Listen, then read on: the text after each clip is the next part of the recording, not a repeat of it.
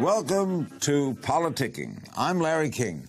We've become all too familiar with the problems associated with hacking, both on a personal basis, if you've ever had your social media accounts or bank card hacked, and in the international sphere as governments increasingly rely on digital espionage, where covert spies in a shadowy world once reigned supreme. But a new fear has appeared in the digital landscape: weaponized spyware that can be sold across international boundaries to the highest bidder. What does that mean for the world? And can governments keep up with programmers determined to exploit this new arena of cyber warfare? Let's talk about it with Bill Marzak, Senior Research Fellow at the Citizen Lab, which is part of the University of Toronto School of Global Affairs. He was the focus of a recent Vanity Fair article headlined, "How a Grad Student Found Spyware That Could Control Anybody's iPhone from Anywhere in the World." He joins me here in studio. All right, tell me how you got into this whole thing. Well, so actually I was pursuing my PhD in 2009 in a completely different field. I was working in databases, big data, cloud computing. And then in 2011 and 12, the Arab Spring started. And I was in contact with some people back in the country of Bahrain, where I went to high school. And I was shocked to see the government, repressing the protests by killing protesters and cracking down very heavily. So I decided to figure out if there was something I could do to help. So I got involved, started with some fellow activists in an organization called Bahrain Watch. And a few months later, one of my colleagues started receiving some suspicious emails in her inbox. She forwarded them to me and said, "Hey, these look really suspicious. I think they might be designed to infect my computer." How could every iPhone be vulnerable? Well, every iPhone runs the same piece of software from Apple, iPhone's operating system.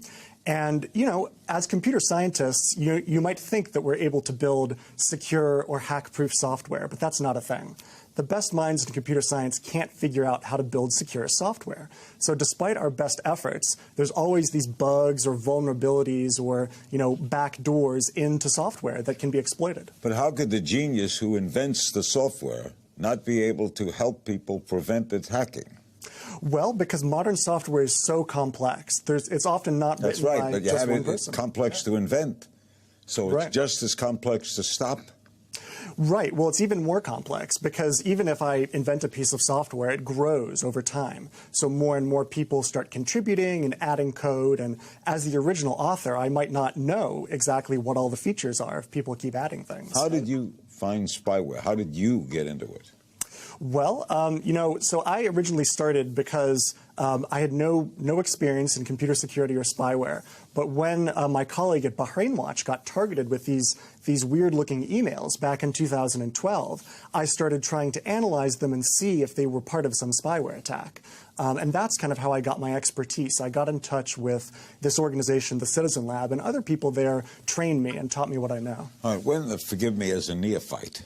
When they hack, where do they get it? Where do they see it? Well, that's a great question. Usually, if we're talking about a government, there'll be some agency, maybe like an intelligence agency or a law enforcement agency, and they'll actually have a monitoring room that has TVs, computers, and from the monitoring room, they can target people's phones, and then, they see it, they're sitting there in their swivelly chair, they're looking up at the array of monitors, and they can kind of see what's going on in your phone and pull information out and look at text messages and turn on your microphone and webcam and crazy things, It's really frightening. Did you contact Apple?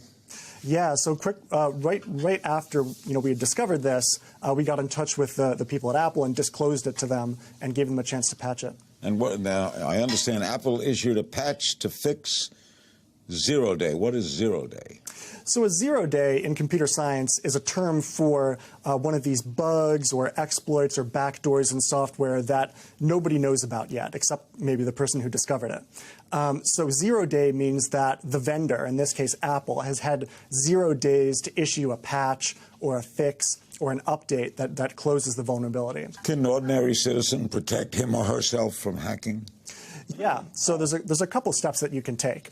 So if you have a smartphone, if you receive messages or emails on that phone, be careful about clicking on suspicious-looking links or attachments that you get on your phone. Like if someone sends you a link to a website, or they send you a file on your phone, it's possible that the link or the file could contain some sort of exploit or spyware designed to infect your phone.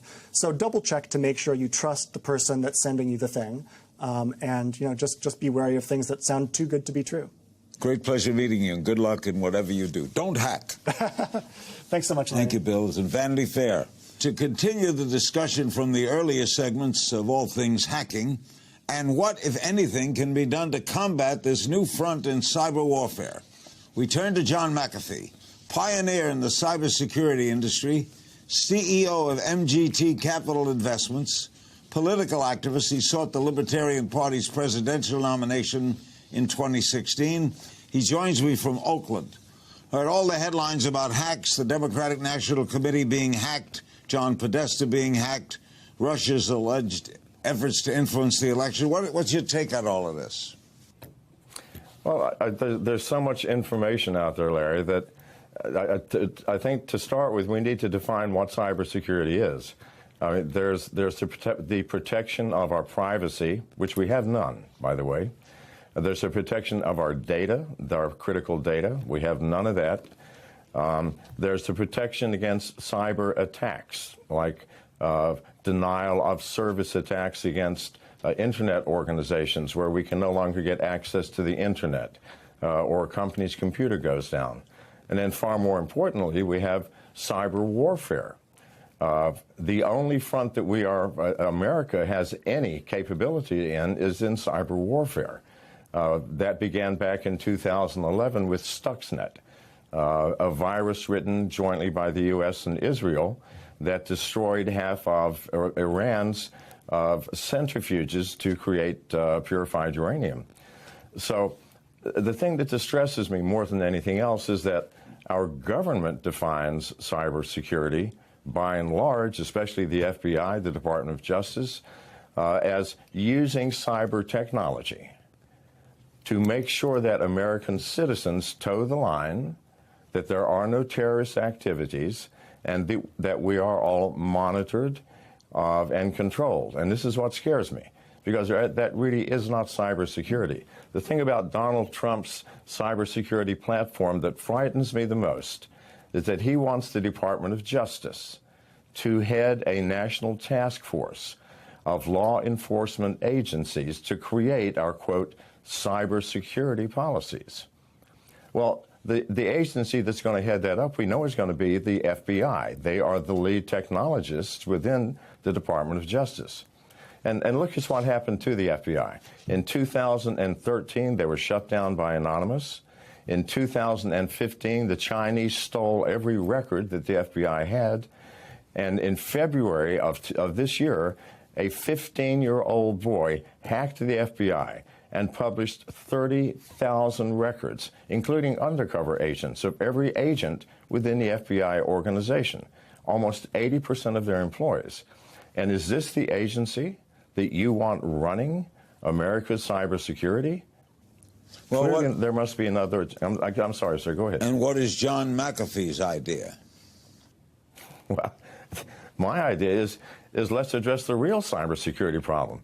For example, what the FBI has, what the NSA has, what every covert agency within the U.S. government has, is software and hardware capable of listening in on every conversation between every American citizen, reading every text message, reading every email, knowing who our contacts are, knowing everything about us. And these are being used against us now. Why don't we take all of that effort and realize that the American government itself has no security? The Chinese walked off with 23 million records from the Office of Personnel Management last year. As easy as could be, and yet that office was protected by the state-of-the-art cyber protection technology. We don't have any. You think Russia attacked the Democratic Party? Do you think the DNC and Podesta, Julian Assange had anything to do with this? What's your view of that? Okay, well, here's the truth is, Larry, when the FBI or when any other agency says the Russians did it, or the Chinese did something, or the Iranians did something, that's a fallacy. Any hacker capable of breaking into something is extraordinarily capable of hiding their tracks. If I was the Chinese and I wanted to make it look like the Russians did it, I would use Russian language within the code. I would use Russian techniques of breaking into organizations. So there simply is no way to assign a source for any attack. This is a fallacy. This is what the FBI and other agencies want us to believe so that they can manipulate our opinions. But I can promise you, if it looks like the Russians did it, then I can guarantee you it was not the Russians. What do you think of WikiLeaks? You know, I believe that we should know, as American citizens, the truth of what is happening within our government, Larry. Our government wants to say, well, we have secrets that we must protect. There are no secrets anymore. If the U.S. government believes that the Russians, the Chinese, the Iranians do not already have all of our secrets because of their hacking technologies, then our government is deluding itself. So WikiLeaks, it's a tricky question, but I would rather know. I would rather know that my government is doing something illegal, like having the NSA spy on me and you and others, than not to know. Surely this is the only sane way to look at this. What's the purpose? The old comic strip Pogo used to say, we have found the enemy and it is us. Why would the government want to hack John McAfee's computer? Why? What possible reason? John McAfee.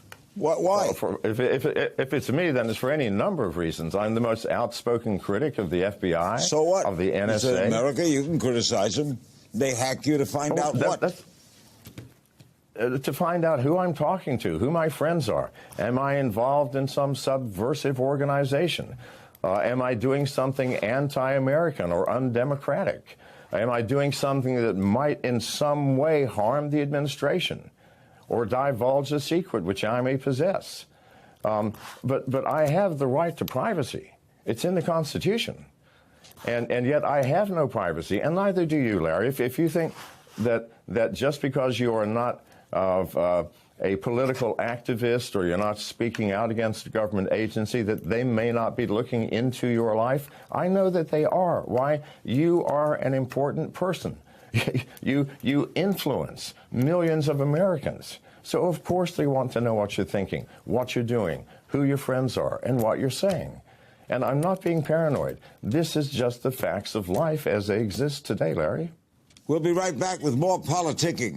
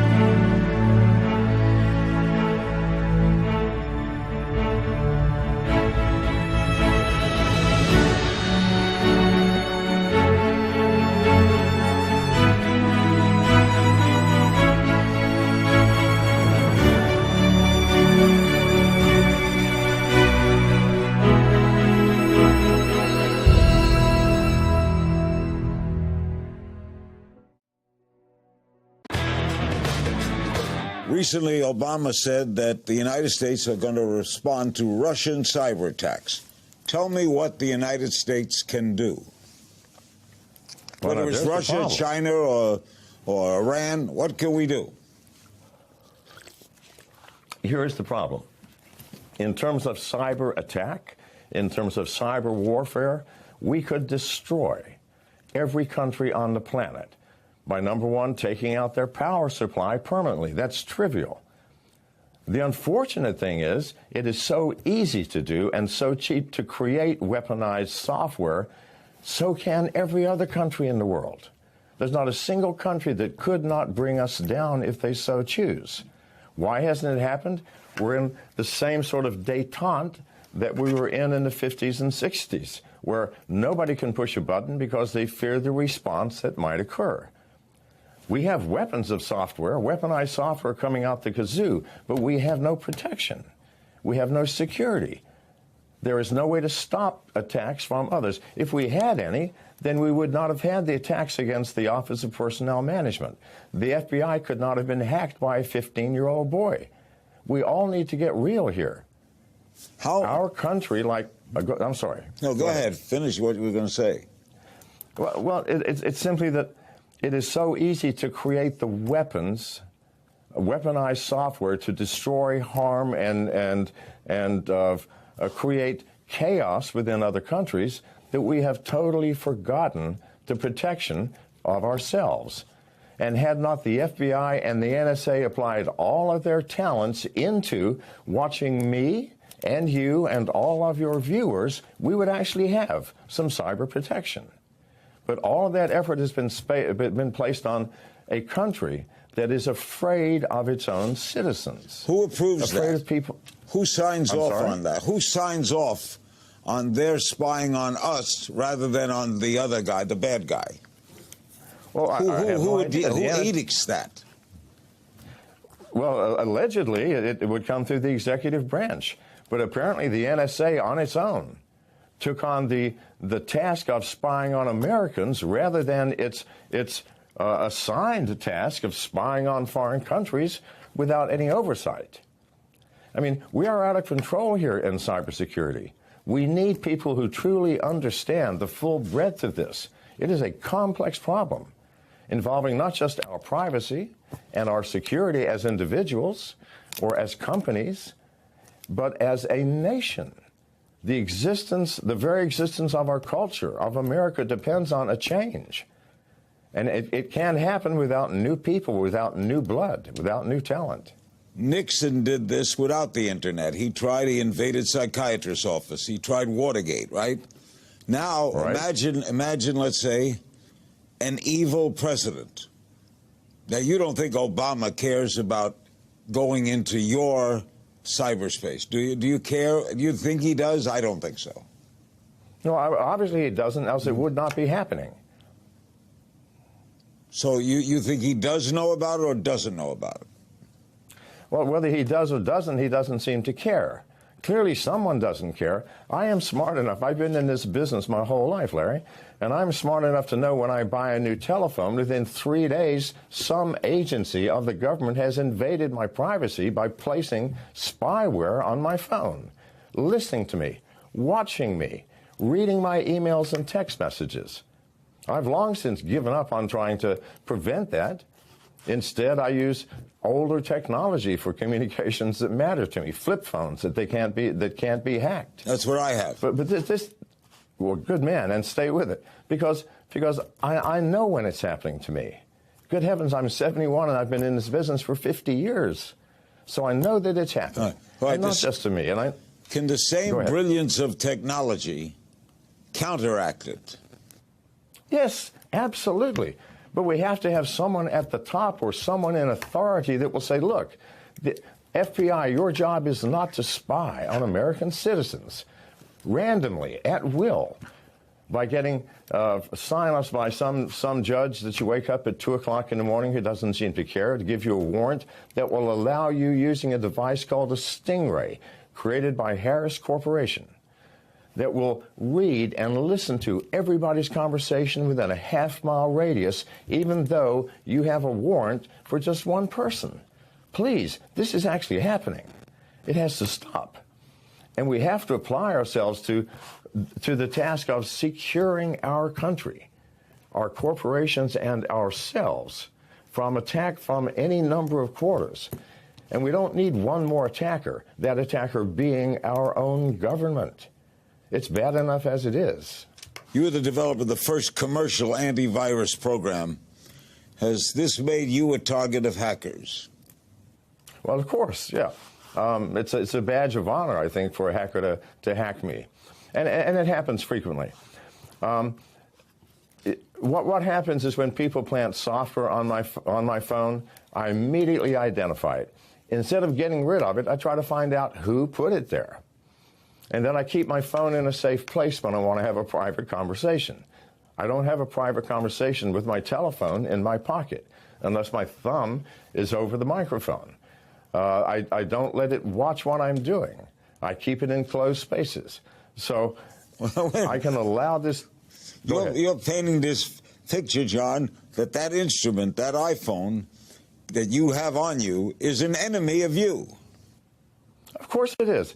It's the ultimate spy device, Larry, and it was designed to be that. Now, let me tell you why.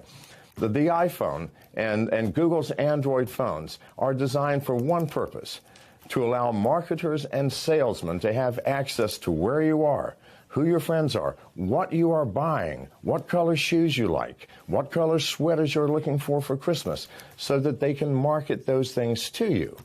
Now, because it is designed to allow that, then it is also designed to allow hackers to get in and do the same thing. I mean, I don't care if you want to sell me a pair of shoes, because I can choose not to buy them.